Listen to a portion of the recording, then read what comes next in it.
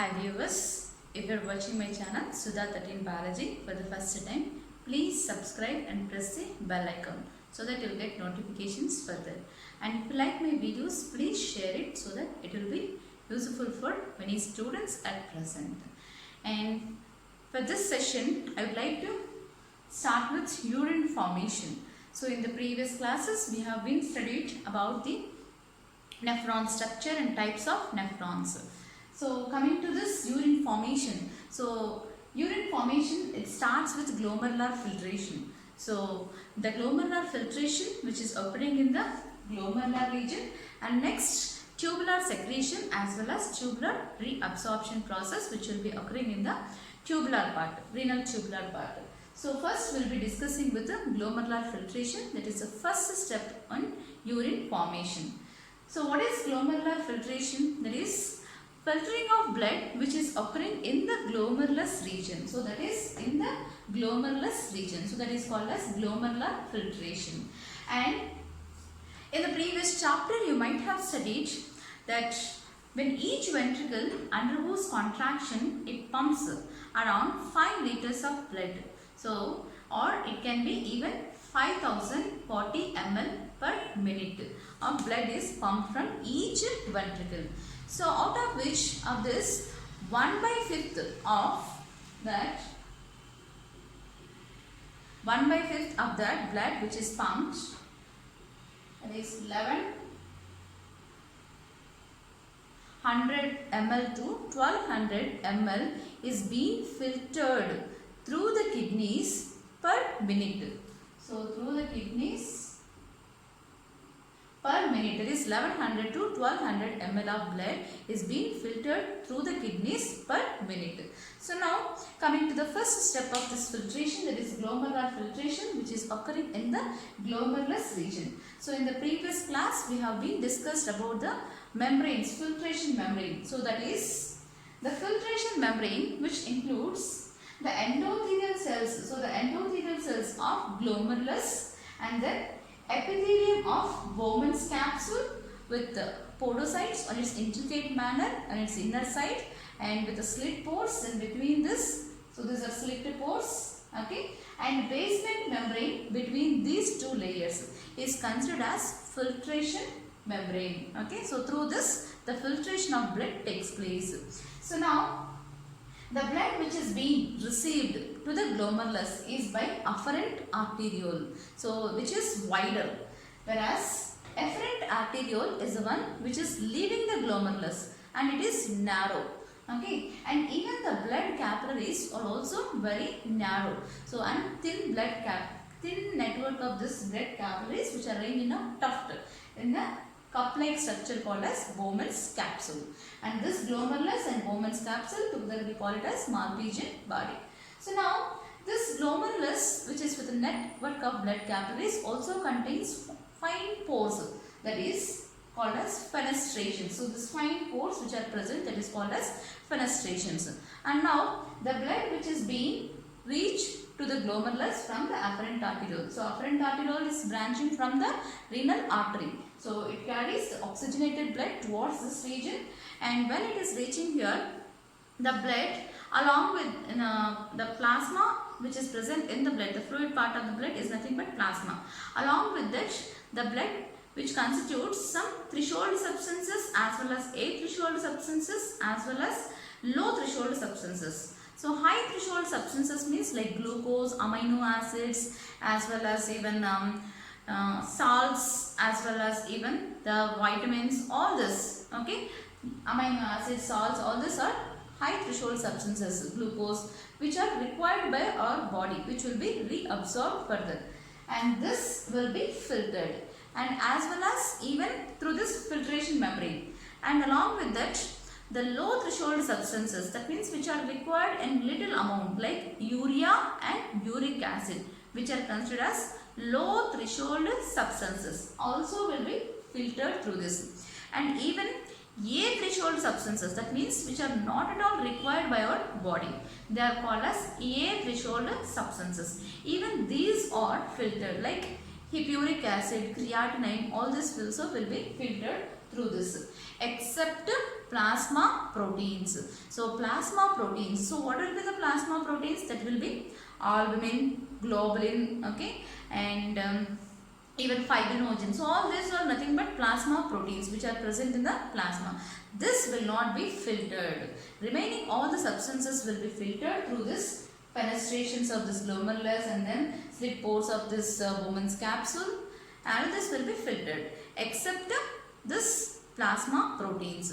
So this whatever which is filtered through this glomerulus region as well as basement membrane and complete filtration membrane, we call that filtrate as nephric filtrate or glomerular filtrate. And this nephric filtrate does not constitute any proteins, that is plasma proteins, because these plasma proteins are little larger. They cannot be filtered through this fine pores. So that is why such kind of filtration without plasma proteins, it is called as ultrafiltration. Okay.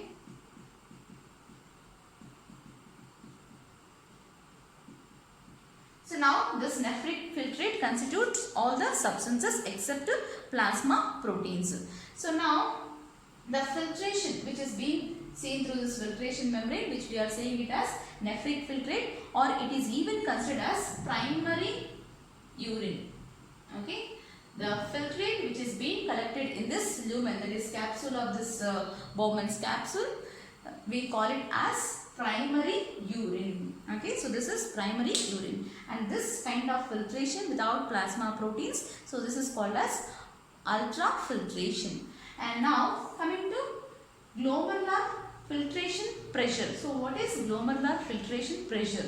So the pressure which is being exerted, so this is the pressure which is being exerted on the glomerular blood. So now this glomerular blood vessels, the blood capillaries, they contain the blood. Okay, so there is a pressure which is being exerted because the afferent arteriole is wider, and coming to this efferent is narrow as well as the blood capillaries is also narrow. So there is some amount of pressure which is being exerted on this, okay, glomerular blood. So that is called as glomerular filtration pressure. And now, so the pressure which is exerted this on this blood cells, on this blood capillaries, that is called as glomerular hydrostatic pressure. So the pressure which is exerted by afferent arteriole on this is called as glomerular hydrostatic pressure. What is glomerular filtration pressure? The pressure being exerted on the glomerular filtrate, on the glomerular blood for the filtration purpose through this filtration membrane, it is called as glomerular filtration pressure. That complete pressure we call it as glomerular filtration pressure. But the pressure which is exerted on the glomerulus region by the afferent arteriole, that is called as glomerular hydrostatic pressure. Okay, so on this glomerular blood which is present, so the pressure exerted from the afferent arteriole on the glomerular blood capillaries, it is called as glomerular hydrostatic pressure, as it is wider. So this is wider and this is narrow, so that pressure is glomerular hydrostatic pressure. And now, as I said just now, the proteins are not filtered, they are present in the blood capillaries itself because these are of very minute pores. So now there is some opposite pressure which is being exerted from this region. Okay, so that is from the proteins which are present in the blood capillaries. So that is called as blood colloidal osmotic pressure. So that is blood colloidal osmotic pressure. So what kind of proteins? That is plasma proteins which are present in the glomerulus region. So even this shows some negative pressure. So that is called as blood colloidal osmotic pressure or glomerular colloidal osmotic pressure. And next, there is also some amount of pressure which is being exerted from the nephric filtrate. So from this region, from the capsular region. So whatever the filtrate which is present in the capsular region, there is some amount of pressure which is being created. So that is called as capsular hydrostatic pressure. Okay, so glomerular hydrostatic pressure minus, so the glomerular hydrostatic pressure is the pressure on the glomerulus from the afferent arteriole. So that will be 60 mm per Hg. whereas the pressure from the plasma proteins which is exerting on against this afferent arterial blood. So that is called as 30 mm per Hg, which is blood colloidal osmotic pressure or glomerular colloidal osmotic pressure by the proteins present there. And next, capsular hydrostatic pressure. So this will be 20 mm per Hg from the capsular region. So that is 20 mm per Hg. So total the glomerular filtrate pressure which will be 10 mm per Hg. So this is glomerular filtrate pressure 10 mm per Hg. So it can be even written in some books as 10 to 20 mm per Hg. So it is starting it as 10 mm per Hg. And next, what is glomerular filtrate rate? That is glomerular filtration rate, or it is said as the amount of filtrate formed from both the kidneys. So that is the amount of filtrate formed by both the kidneys per minute. So the amount of filtrate formed by the kidneys per minute, it is called as glomerular filtration rate. So now, out of this 1100 to 1200 ml of blood which is being filtered per minute, so you collect 180 liters per day or 125 ml per minute. So you will collect as not okay. So per minute it will be 125 ml per minute. So that is the filtrate which you collected. So the amount of filtrate formed by both the kidneys per minute is 125 ml per minute. So whereas per day it is 180 liters per day will be collected from both the kidneys. Out of this 180 liters per day, only 1 to 2 liters of urine is only released. That is 1 to 1.5 liters of urine is only released per day. So this is because that means only 1% is only released as a urine per day. That is 1 to 1.5 liters per day.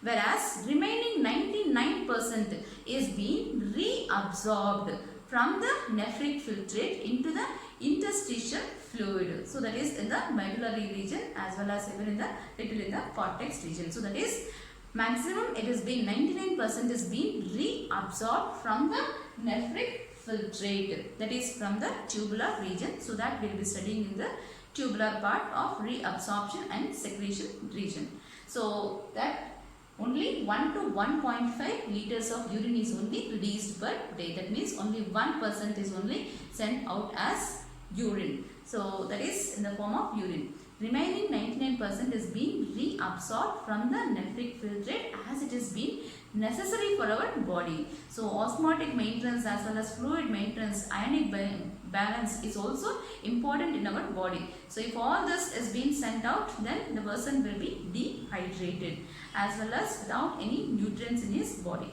So that is how 99% will be reabsorbed back into the interstitial fluid. So that will be studying in the reabsorption topic. Thank you.